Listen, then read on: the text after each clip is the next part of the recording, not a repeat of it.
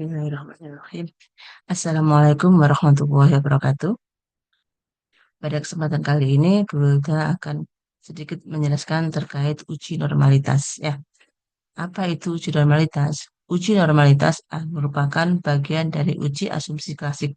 Uji ini digunakan untuk mengetahui apakah data penelitian kita berdistribusi normal atau tidak. Uji ini merupakan salah satu syarat dalam melakukan uji statistik inferensial parametrik seperti uji T maupun uji korelasi dan uji regresi. Jadi sebelum kita melakukan uji T, uji korelasi maupun uji regresi, maka kita harus melakukan uji normalitas terlebih dahulu. Kita harus cek apakah data kita yang kita gunakan itu berdistribusi normal atau tidak. Nah, dalam SPSS sendiri, uji normalitas ada dua berdasarkan sampel yang kita gunakan.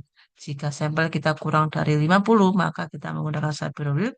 Namun jika jumlah sampel kita lebih dari 50, kita menggunakan Kolmogorov-Smirnov. Adapun untuk pengambilan keputusannya, jika nilai signifikansi lebih dari 0,05, maka data berdistribusi normal. Namun, jika nilai signifikansinya kurang dari 0,05, maka data tidak berdistribusi normal. Kita langsung ke contoh saja ya. Misal diberikan data seperti ini. Data minat sama data prestasi, di mana minat diwakili dengan variabel X, kemudian prestasi diwakili dengan variabel Y. Masing-masing ada 15 data. Maka kita diminta untuk mengecek apakah data minat maupun data prestasi kita ini berdistribusi normal atau tidak. Maka langkah pertama adalah kita merumuskan hipotesis. H0 data berdistribusi normal. H1 data tidak berdistribusi normal.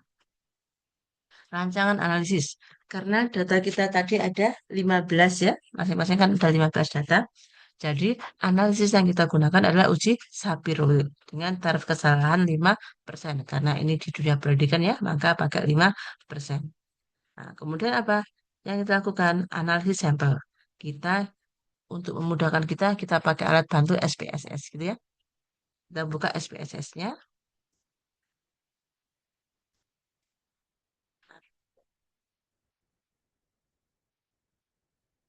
Ini ya, kita buka dulu SPSS-nya. Ditunggu dulu loadingnya.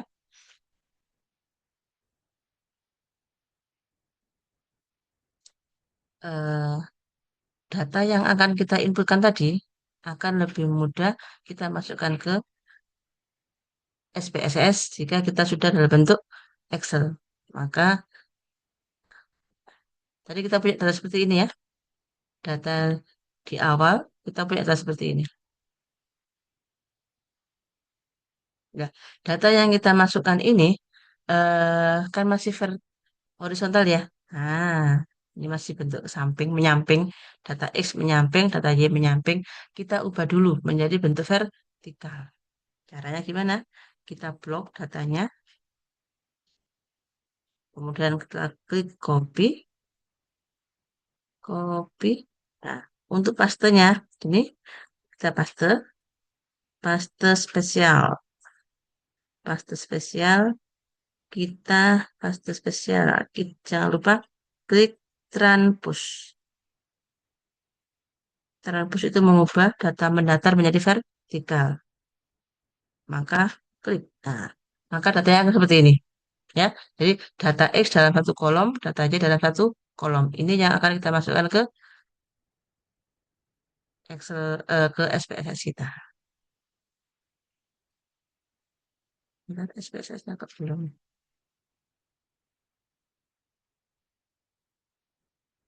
Ini udah keluar.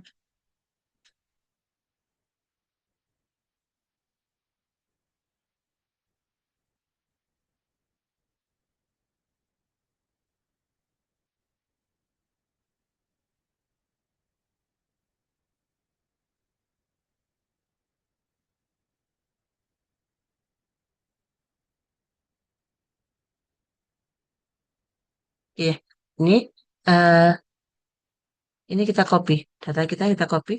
Hanya datanya saja ya. X-nya nggak usah. Kita copy, Ctrl C. Kita copy kita buka di sini. Kita taruh di data variabel. Kontrol V. Nah, udah masuk ya. Nah, ini masih variabel satu, variabel dua. Untuk penamaannya kita buka klik variabel view. Nah, ini name X ya. Kemudian yang kedua ini Y. X tadi melambangkan di label sini kita namai. X tadi melambangkan minat. Kemudian Y melambangkan apa? Prestasi. Untuk desimal ini, karena ini berarti kan bentuknya tadi masih ada dua angka di belakang koma. Kalau pengen cuma nggak ada angka, kita nolkan ini. Desimalnya kita nolkan. Supaya kelihatan lebih simpel ya.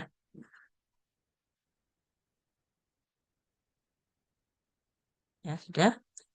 Kalau sudah, nah ini ya, lebih simpel ya. Oke, kalau sudah kita klik, sekarang kita akan melakukan, kita sudah menginputkan data kita ke SPSS.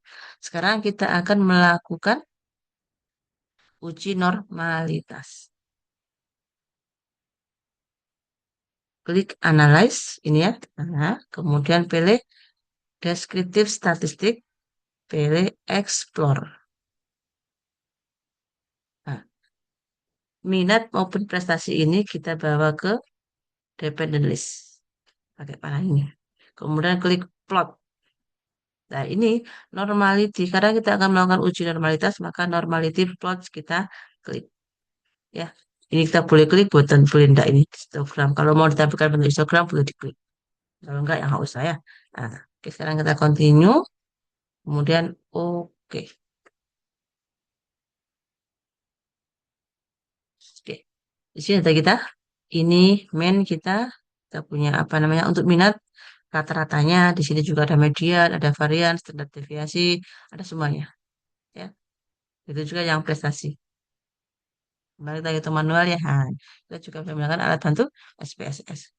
Nah, untuk uji normalitasnya kita lihat di sini. Yang test of normality. Ini uji normalitas. Kita klik ini, kita copy di Word tadi ya. Nah, ini. Ini data kita tadi. Perhatikan di sini. Karena data kita tadi 15, maka kita pakai apa? Yang sini ya. Yang saya perlu di sebelah kanan. Perhatikan nilai signifikansinya. Untuk minat, nilai signifikansinya 0,116. Untuk nilai untuk prestasinya, nilai signifikansinya 0,187.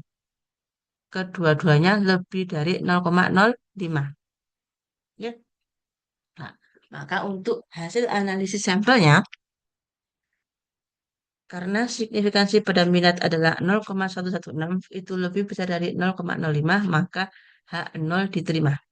Kenapa H0 diterima? Karena kembali lagi ke sini tadi, nilai CVS-nya lebih dari 0,05, maka data berdistribusi normal. H0 data berdistribusi normal, maka H0 diterima. Dua, sama. Untuk prestasi juga 0,187. Artinya H0 diterima. Maka interpretasi sampelnya berdasarkan hasil analisis sampel, maka dapat disimpulkan bahwa data minat berdistribusi normal. Begitu juga data prestasi juga berdistribusi normal. Oke, udah ya? Oke. Demikian penjelasan terkait uji normalitas. Jika ada pertanyaan, nanti kita bisa diskusi. Gitu ya. Terima kasih. Udah akhir dulu. Assalamualaikum warahmatullahi wabarakatuh.